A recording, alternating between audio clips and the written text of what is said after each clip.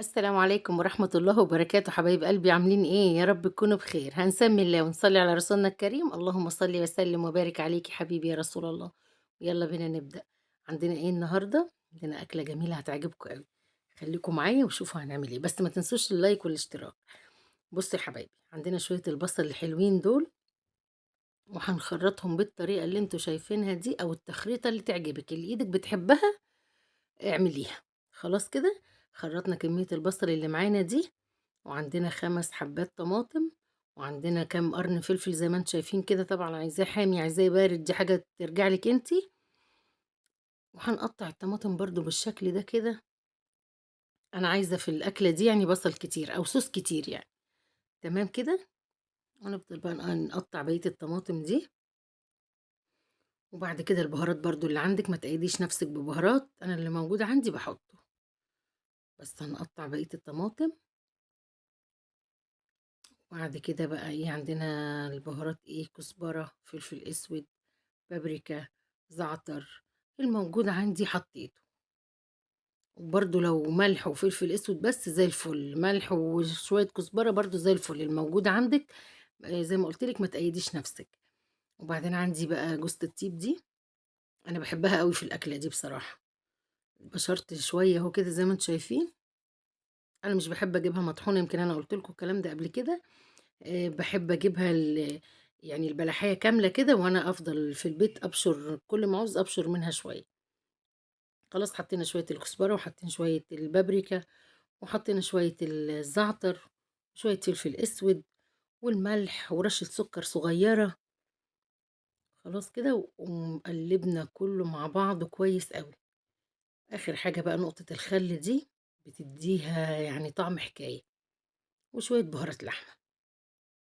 حطينا معلقة سمنة، يعني حتة سمنة مش معلقة كبيرة. ورحنا نازلين فيها بشرايح اللحمة دي كده، يعني اديها صدمة كده على الوشين بالسمنة والزيت. وبعد كده بقى نحط الخلطة دي، نقلبها على الجنب التاني. والله أكلة حلوة وهتعجبكم إن شاء الله. وبعدين مزودة الخلطة بتاعتها دي، عشان خاطر زي ما قلت لكم احنا عايزين ايه، هناخد منها يعني على الرز اللي هنعمله جنبها، او نزلناهم كده عليهم، عليها قصدي. بس كده. بس وهنقلبها بقى كده، ندخلها في بعض زي ما انتم شايفين. وشطفنا الطبق بتاعنا بشوية مية وحطيناهم عليها، وهنغطيها وهنحطها على النار. دي مش هدخلها الفرن بقى، هسيبها من الاول على الاخر كده على النار.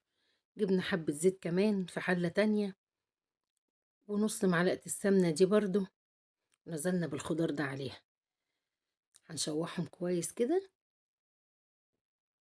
بعد كده هنحط المعيار بتاع الرز بتاعك بقى، عاملة 4 كوبايات رز، عاملة كوبايتين، عاملة 5 براحتك. حطينا شوية الكركم وشوية فلفل اسود وشوية كزبرة، وهنقلبهم كويس. مجرد ما يغلوا شوية، بصوا دي انا مزودة كمان ايه شوية مية عشان الخضار يستوي فيها. ونزلت بالرز بتاعنا